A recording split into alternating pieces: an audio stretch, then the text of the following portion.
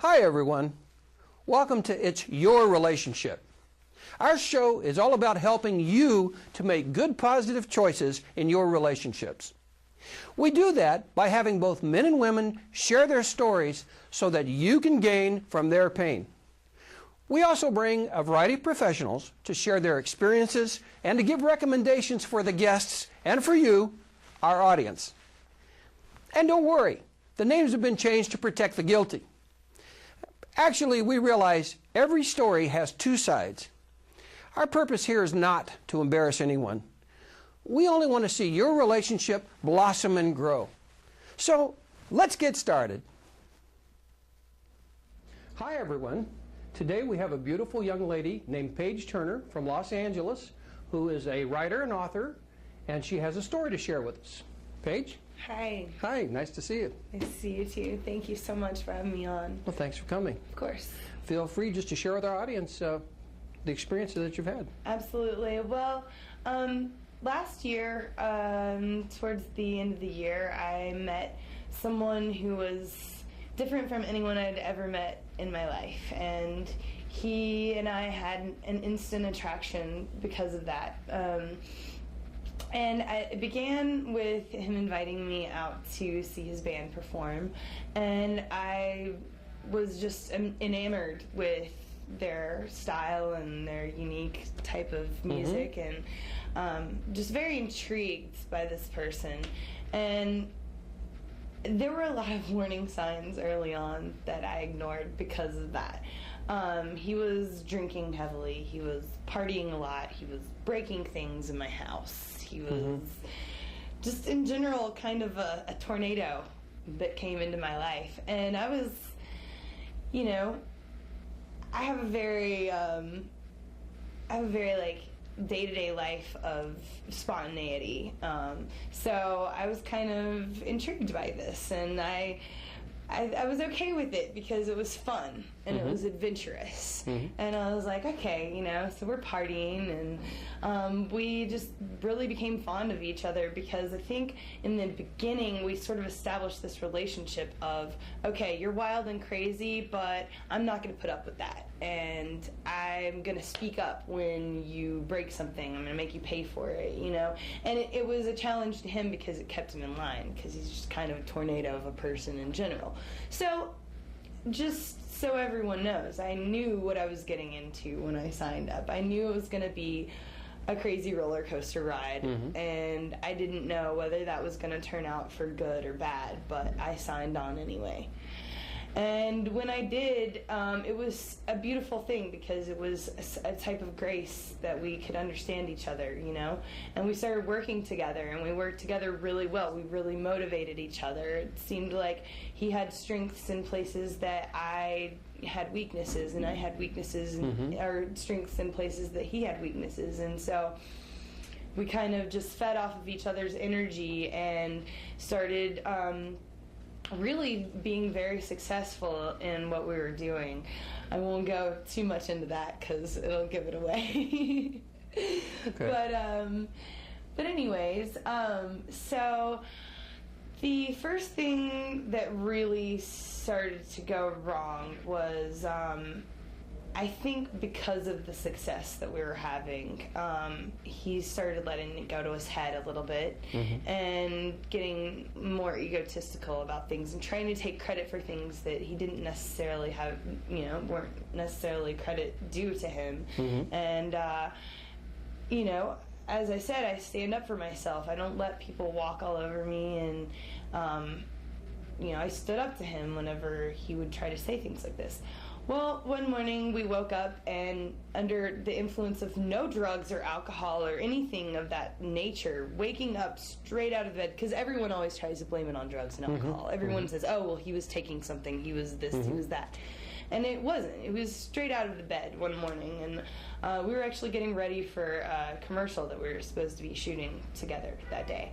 And he just didn't like the way that I was talking to him. I don't know what happened. One thing led to another, and we were up in each other's face. And I never thought that anyone would ever have the audacity to do it. But he reached back and he smacked me down. He hit me and I fell to the ground. And I was so shocked and enraged that I got up and I started, trying to fight back, kicking, pushing. And so he took me by my arms here and just threw me to the ground. I landed on my head, got a concussion, started screaming. The neighbors called the police. He was arrested. And I thought that was it. I was done. No one treats me like that. My mother taught me from the time I was a small child, don't ever let anyone treat you badly. If anyone even looks like they're going to hit you, don't ever speak to that person again. Never give them that chance. And he convinced me to come back after he got out of jail. And he's just very manipulative. He's an extremely manipulative person. I don't know how I let that happen to me, and that's part of the reason why I wanted to come on to the show, is to talk to you and everyone about what could make someone go against their values and their knowledge of their worth in the world, to let someone back into their life, because no matter what they say, they're gonna do it again. And he did. And so we worked it out for a little while. Things were back to normal, and he was treating me really well, taking me out and all this stuff.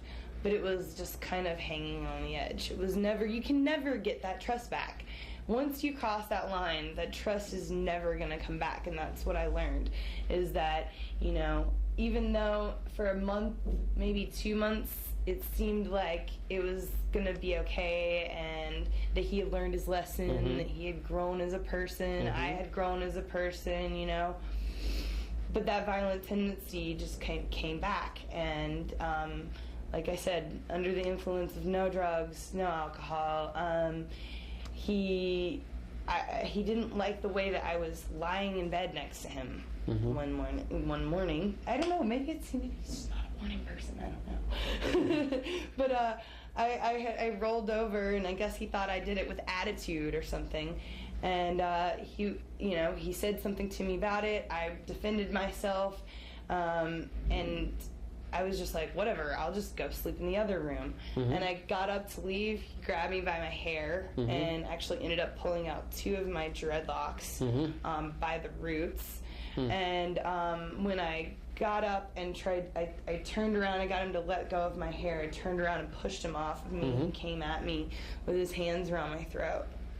And I thought that moment that I was going to die. And I said that. I said, "You're going to kill me." And I screamed, and he let go. And I think that if I hadn't said that he may have. Because he's huge. He's a big guy, and he had his hands around my throat like this. So I ran out, called the police, so that's him in jail the second time. Let me just ask you a couple of questions. Okay. Early on in the relationship, were there any signs that you missed that may have indicated something you should have maybe paid a little more attention to? Yeah, it's the destruction of property.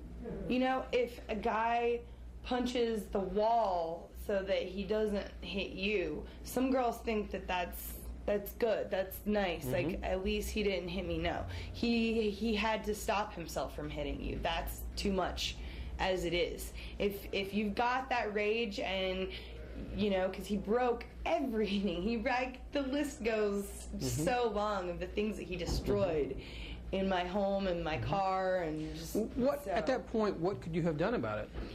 At that point, I really should have just realized that this person is destructive. This person is not going to be a positive force in my life. And if he's going to destroy my personal things and my property and not feel, the need to make it better, then, he's going to do that to me. And it's not just about the violence. It is about the personal connection and the respect the day-to-day respect that you should have for someone and their possessions and their things that they hold dear. What would you say to someone in a similar situation? Run. No, I mean, what can they do? And especially, you know, there might be little children. I don't think you had any children in the middle, but what can a woman do that's either, you know, dealing with violence against property or even violence against herself? What would you suggest? Well, I mean, in a sense, it does depend on the person and the person doing these offenses. You know, sometimes it may be more serious than others, but I think, you know, really you should look at these warning signs and really just take the time to consider what he's doing, and if that transfers over into something that's worse, something that really is against you in a higher sense of, you know, destroying your life. Right. And just really take the time to know that, you know, is this man gonna kill me? Is there a potential of that ever happening? If so, get out of that relationship, especially if you have children. You know, just whatever it takes. And I had to cut my losses in the end and lose $5,000, a TV show, a website, 4 business cards. So it's worth just cutting your losses. Being alive is worth a lot more than property, certainly. And being happy with yourself and being respected by the people around you. Absolutely. Well, we find people that are caught in situations tend to become depressed, become overwhelmed, and when they do that, they make poor choices. It's true, yeah. You know, so. Well, I'd like to have you tell our audience a little bit of advice that you have for them in relationships. Just look right in the camera and tell them what you want to know. All right. Well, I think it's easy to get caught up and to forgive people for their shortcomings, because everyone does have shortcomings, and we would like for other people to forgive our own shortcomings. So we tend to overlook a lot of things when we feel a connection with another person. But I'd say, rather than stay guarded and cold, just know what you're getting into, and don't be afraid to ask those questions, and don't be afraid to look at those warning signs and say to yourself, you know, if he's gonna kick in my car window, he's gonna maybe potentially kick in my face. And know that those things do translate, and if someone doesn't have respect for basic life around them, including, you know, plants and animals, things like that, they're not going to have respect for you. And to just hold your own values and your own self-worth and level of respect as the highest priority, and never accept anything less. Just one last question, if I may cut in. When it first happened, why didn't you walk then? Why did you accept it and let it continue? I think I really wanted to believe that he had learned his lesson, that he felt the way he did. He's very slick talker, very smooth, very manipulative, and gave me the impression that it was something that was a huge lesson in his life, and that he was going to learn from that and never let that happen again. But it was just not true. Understood. Well, thank you so much for sharing with us. Thank you, Lyndon. It just comes to mind, remember, it's your relationship. You're in control. So I hope that this story has helped you, and we'll see you next time. Well, folks, that's our show for today. We hope that these stories help you to make good choices in your lives. Remember, it's your relationship. It's your lives. Live it well. I'm your host, Lyndon Graves. We'll see you next time.